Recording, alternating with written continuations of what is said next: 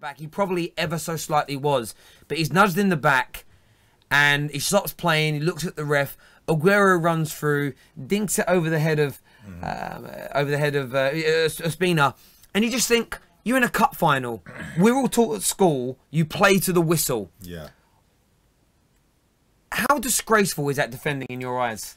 Honestly, with Arsenal, I think they're the only top club that I've seen that constantly have this kind of weakness in the defence, in terms of how many times can you see a route one direct ball just pierce through the middle of your defence, and then opposition players are getting opportunities on goal. Mustafi gets caught underneath the cross, God knows why.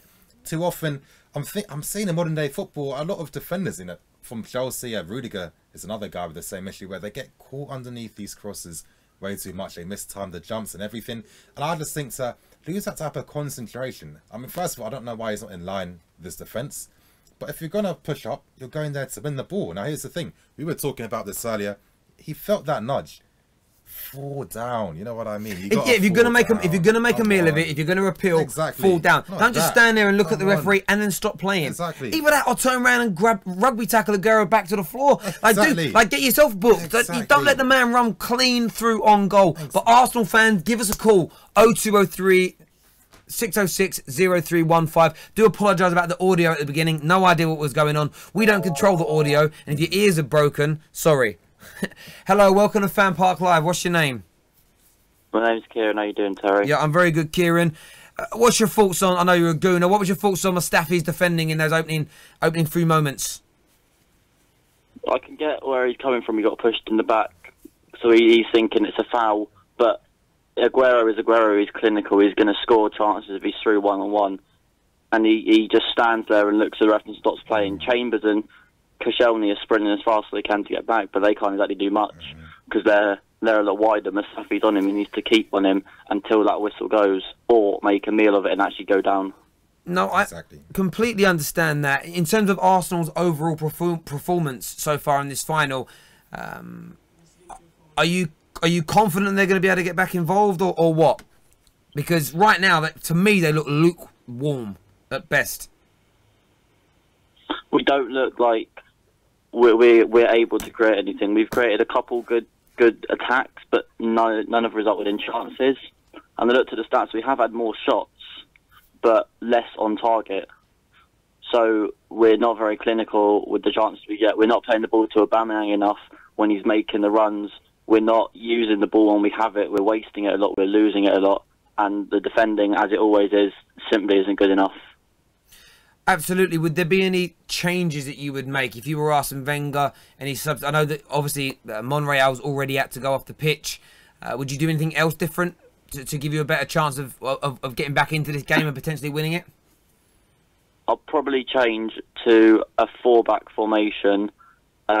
Maybe Mustafi off, Chambers and Koscielny in the middle, Bellerin right back, Kolasinac left back. Bring Ramsey into the middle, Ozil on the right, and then bring Iwobi in on the left. Fair play, mate. Really do appreciate your call as ever. Thank you. Cheers. Cheers. One stat that's been put up here is that Claudio Bravo has created as many chances in the first half as every other single Arsenal player combined with one. So they're saying, again, having a shot and a chance created are two different things within football statistically. And look, that's not to say that Bravo's a better creative player than Arsenal, but you haven't created a proper opening chance. You haven't had a proper attempt on goal yet where you think, wow, that should have been a goal. You haven't created a massively good save out of the goalkeeper.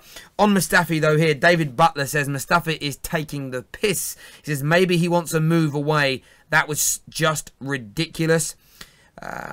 Another comment here, Mustafi has one mistake per game in him always.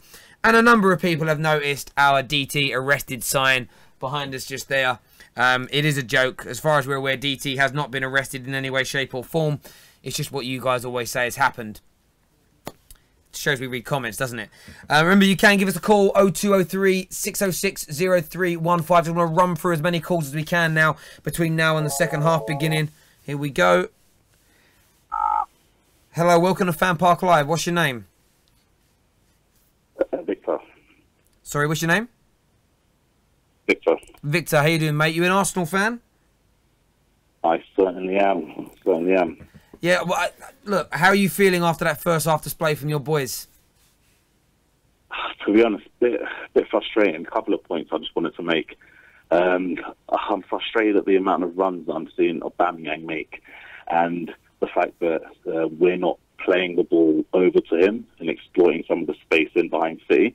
I see him making some good runs, and I think a couple of times Ozil and I think Wilshere one of the times just haven't picked out his run and haven't made a pass to exploit the space behind City. Because obviously you've got the beating of Otamendi all day long, so I just hope we can do a bit more of that in the second half.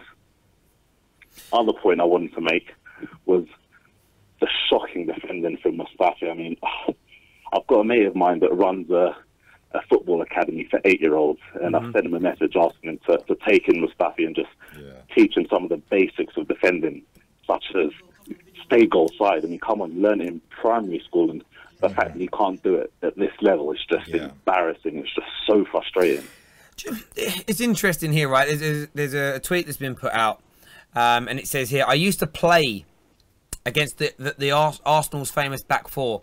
They were like a brick wall. I had to wear shin pads in the players' lounge. This Arsenal defence couldn't harm a bee. And look, it is a funny tweet, but as much as defensive organisation positioning is wrong, there is also the element of grit. There is an element of, if you think about, you even look at this Manchester, like, you don't want to go into a tackle with Vincent Kompany. You've already seen it from Fernandinho just in front of them today. Crunching, as beautiful as the football is at Man City, they have players that can have it with you. Aguero is one of their strikers. You don't have a row with him. He's like, he'll throw a 2-footed into you. Like, you know what I mean? He does. Arsenal don't have, other than Jack Wilshere, Arsenal don't have a single player who can roll up their sleeves and say, let's have it. And look, we all play football as kids, right up to everyone at different levels. But you need some grit in your team. You need some determination. Patrice Evra put up a picture today of his leg being stitched up after the game yesterday, and he's like, I love that. And that's why he was a top-class player at Man United and for France, because he loves that. I can't see an Arsenal player doing anything but crying about that type of tackle. We don't have enough of that, to be honest. We've got players that would rather complain about a little nudge and look to the referee for a free kick rather than play to the whistle and, like you said, get stuck in.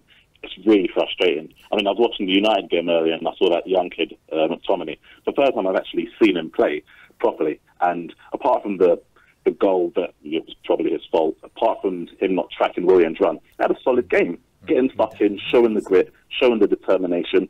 I don't see that from the Arsenal players, like I said, apart from Wilshere, and it's a bit disheartening, but we can only hope for a better second half, to be honest, so let's see what we can do. That's it, mate. Really do appreciate your call. Thank you very, very much. Nini here. Read that out, Gary Neville said there about Mustafi. Yeah, so basically Gary Neville's saying Mustafi has to be stronger than that. That's pathetic defending. For a centre-back to claim that as a foul is absolutely terrible defending. It's woeful for Mustafi. It's schoolboy stuff. It really is just shocking defending in all forms of football. So I want to take issue with that saying there from Gary Neville. Do not offend schoolboys. Because I'm telling you this now. Go to my school I went to. Norlotton Boys School in Leytonstone. If anyone who's watching this has gone to that school, you know what I'm talking about. Whether it was Mr. Hagger, whether it was Mr. McDonald, Miss McPortland that's still there, they would drag you off for being that soft, for being that weak. You wouldn't play for your team again. And that's schoolboy football. I'm not actually having a go at Gary Neville. I'm just saying that schoolboys are tougher than that. They're stronger than that. They're more determined than that. What he did was weak. Yeah, but I think the main issue for why this happened in the first place was because he was caught underneath the ball over the top. That's the main thing, and that's why his body balance was off, and that's why he was susceptible to being nudged. Now, here's the thing. In football, sometimes, you know, you need to do the dark arts. For example, Aguero knew, I'm going to budge him out the way a tiny bit to get that yard of space to myself, because I know that once I get through, I'm going to be on goal. Now, if you're Mustafi, you got to be thinking better than that. You're thinking, you know what you're playing against in Aguero.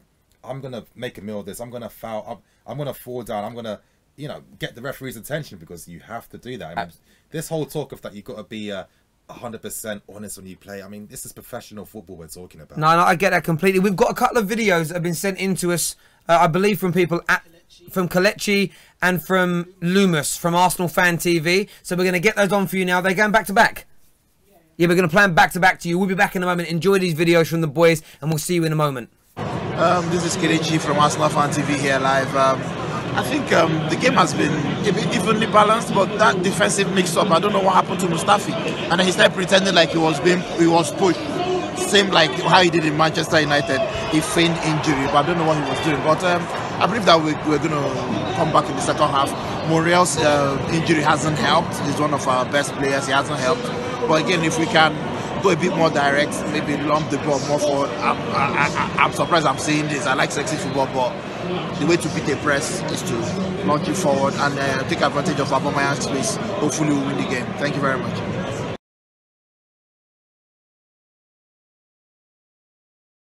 News so far, I mean, not FanPark news, live. Hi guys. So far, looking like we're the lucky ones because we didn't get tickets. I mean, yeah, pathetic start from Arsenal. Aubameyang was unlucky to score. I think it was a good tackle from Kyle Walker. Kyle Walker's made about 1 or 2 good tackles and interceptions so far in the game, but speaking of our defence, Mustafi, man. Yeah, that was a weird change to happen early on. Pathetic from Mustafi. No, not. You think about Monreal. Yeah, no, I'm talking about Mustafi's shocking defending. I don't know what he was calling out to the ref for. He got barged like that by fucking Aguero. So what, man? You're a fucking Premier League defender. You won the World Cup, man. Come on. World Cup defender in this. Not playing like it at all. To fix up in the second half, Arsenal need to clean up their act.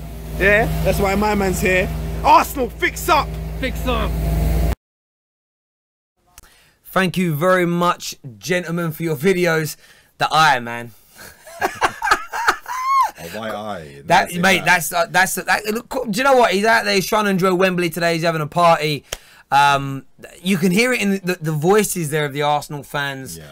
It's just, did they expect to beat Man City? Probably not, because we know how great this City side are. But when you're let down with, and I said this in my preview, I thought I fancied Arsenal to nick it today if it wasn't for a catastrophic mistake. And that's the issue. It's like catastrophic mistake. If you're torn apart by this great side, you take it on the chin. The problem you have is that they're not really been torn apart. Yeah, it's just woeful defending again. Exactly. I mean, let's be honest now. I mean, it was a foul on Mustafi, but this is the Premier League. You know what the referees like. I mean, look at the tackle that Fernandinho made on Wilshere, for example. Yeah, it sums up the standard of refereeing, and I just think maybe Arsenal needs to continue applying the pressure in the final third.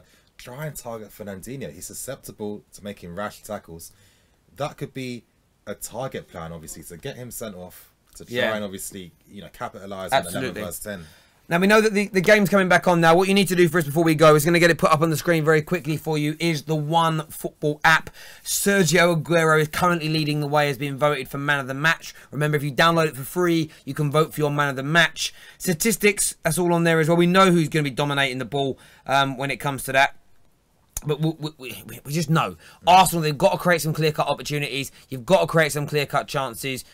Don't worry about having all the ball. Don't worry about any other stat pattern. It's getting those clear-cut opportunities and breaking properly.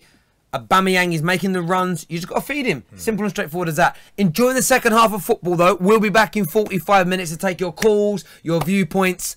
Come on, Arsenal, make the second half competitive for us. Please do that. Everyone take care. God bless. Myself and Nini will see you soon.